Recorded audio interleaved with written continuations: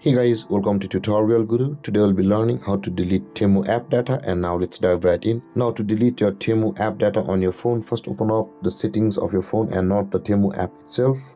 And after opening the settings of your phone, guys, scroll down until you can find the apps option over here. Just above the location you can see there is the apps.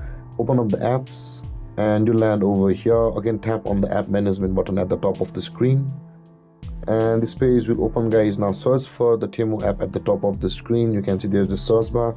Type in Temu over here and open the Temu app on this interface, where this will open, and you can see the storage usage option available for us over here. Just below the data usage, tap on storage issues. Now in order to delete the app data of your Temu app, you can see the clear data button available for us over here. If you tap on the clear data button over here, guys, all of the app data of your Temu app on your phone will be removed or deleted, and your Temu app will be resetted and it will be from new.